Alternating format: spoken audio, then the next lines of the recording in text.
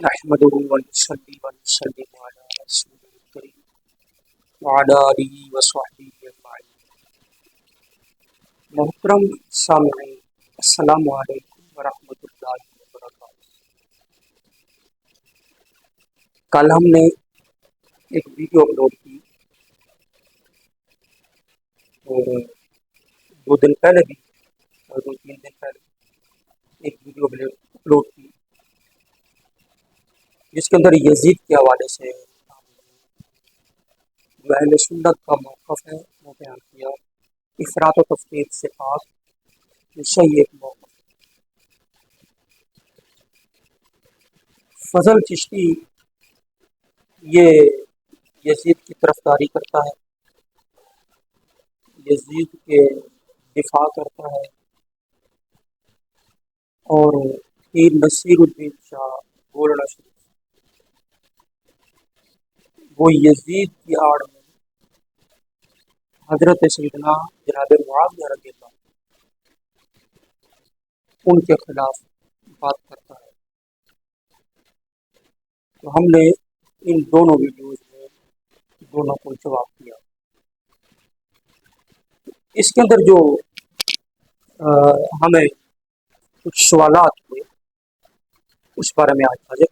پہلا سوال، یہ یزید کا قصور نہیں تھا قتل امام حسین کا، یہ کوفہ میں جو فوج تھی یہ کس نے کیا؟ یزید کا اس طرح کا کوئی آرڈر نہیں، یہ غلط بات ہے،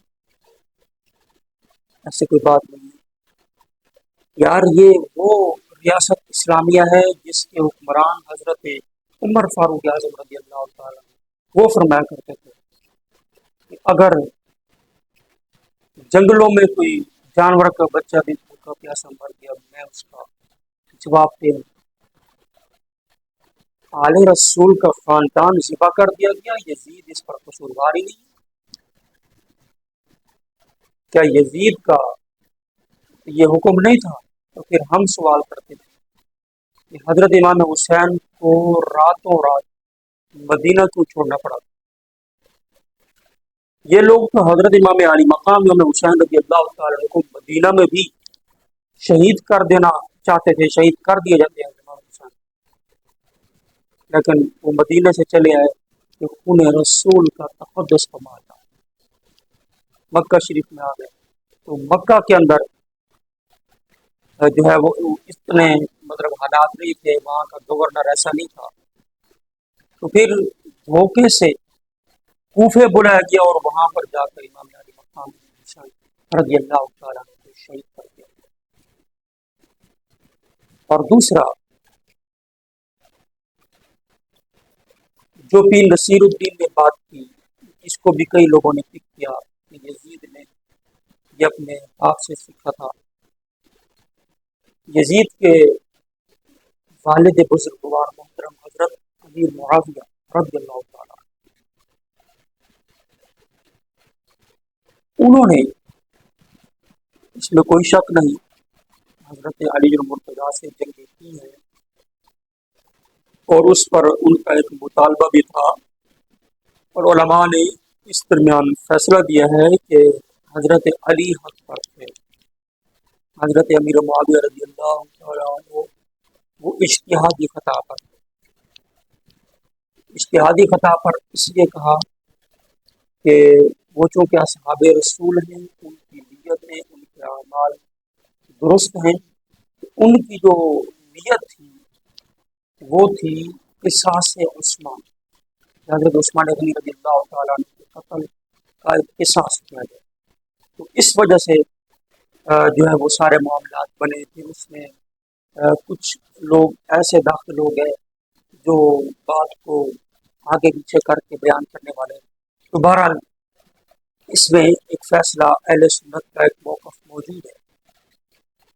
حضرت امیر معاویہ رضی اللہ تعالیٰ عنہ جس وقت حضرت امام حسن نے خلافت ان کے سپرد کر دی تھی تو تب حضرت امیر معاویہ رضی اللہ تعالیٰ عنہ کی جو خلافت ہے یہ اسلامی اور شرعی خلافت بن گئی، پھر درست تھی کیونکہ امام حسن نے خود ان کے حوالے کر دی تھی۔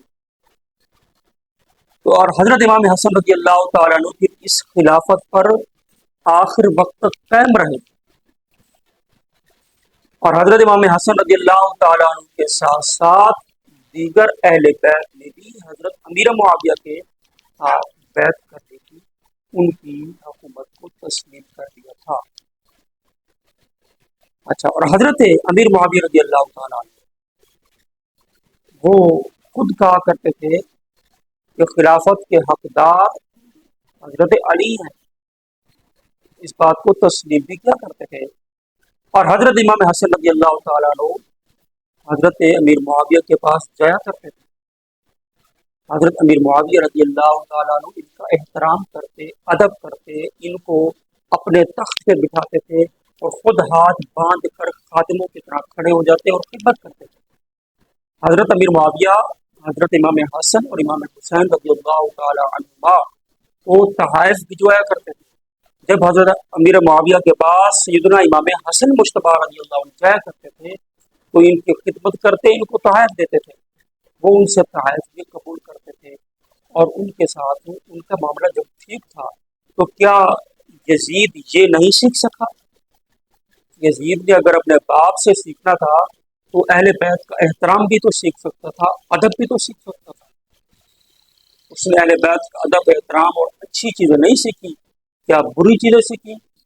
یہ ایک رافضیوں کا من گھڑت یہ مفروضے ہیں، اور پیر نصیر الدین شاہ کبھی وہابیوں اور کبھی رافضیوں، کبھی سنیوں، تو یہ کچھ ادھر ادھر کی بھی باتیں کر جایا کرتے تھے۔ تھے تو وہ ظاہر سنی، مگر کچھ نہ کچھ دائیں بائیں وہ کبھی ہو جایا کرتے تھے۔ یزید نے جو کچھ کرتوت کیے، سیاہ کرتوت، ان کا ذمہ وار سیدنا امیر معاویہ رضی اللہ تعالیٰ کو ہرگز نہیں ٹھہرایا جائے، اور یہ اہل سنت کا طریقہ کار نہیں ہے۔ اللہ رب العالمین کی بارگاہ میں دعا ہے اللہ عمل کی توفیق دے۔